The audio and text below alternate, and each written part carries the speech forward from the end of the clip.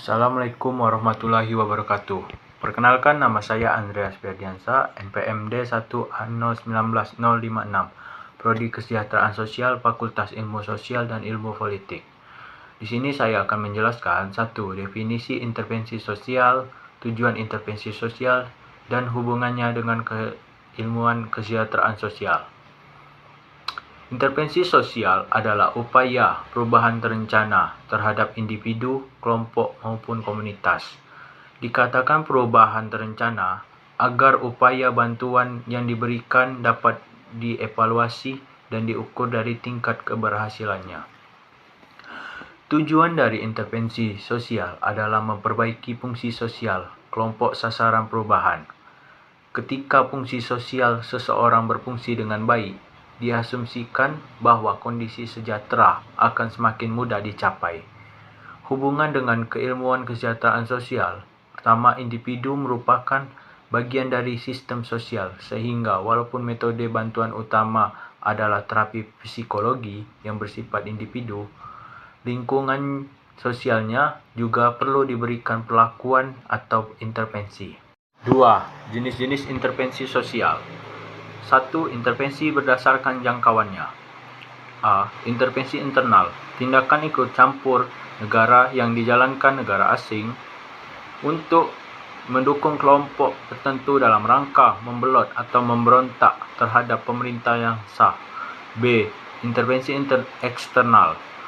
Perbuatan campur tangan negara asing atas perang yang sedang terjadi antara dua negara, di mana memiliki tujuan untuk mendamaikan atau meredam konflik tanpa membelah salah satu pihak yang terlibat. 2. Intervensi berdasarkan dampaknya. Yang A. Intervensi positif. Sepak terjang dari negara asing atau lembaga dunia yang bertujuan untuk mengalahkan keadilan. Salah satu organisasi internasional yang sering melakukan intervensi positif adalah Perserikatan Bangsa-Bangsa atau PBB. B. Intervensi negatif. Reaksi dari negara asing dengan tujuan untuk mendapatkan atau memanfaatkan berbagai produk yang ada di suatu negara. Bentuk intervensi negatif ini biasa dilakukan oleh negara maju terhadap negara yang sedang berkembang. 3. Jelaskan sejarah perkembangan keilmuan group work.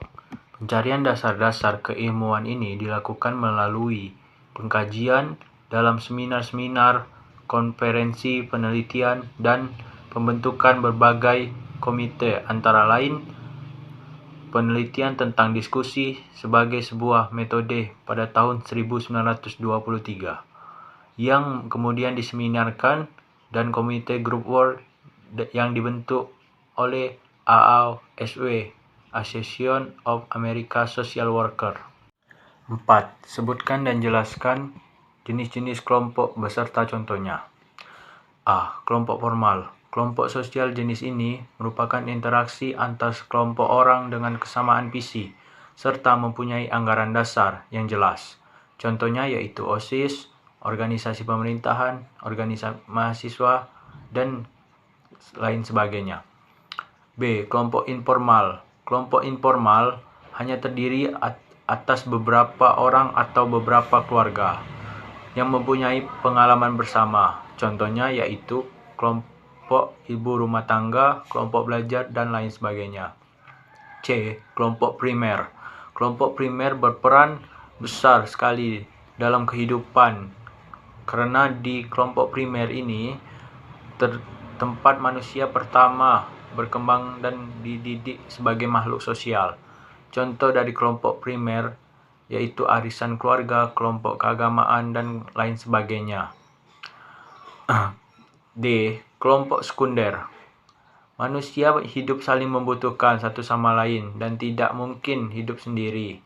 Contoh kelompok sekunder ialah misalnya partai politik, perhimpunan, serikat pekerja, dan sebagainya.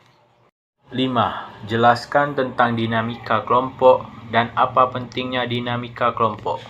Dinamika kelompok merupakan kelompok yang terdiri dari dua atau lebih individu yang mempunyai hubungan psikologis dengan jelas antara anggota satu dengan lainnya, serta berlangsung dalam situasi yang dialami.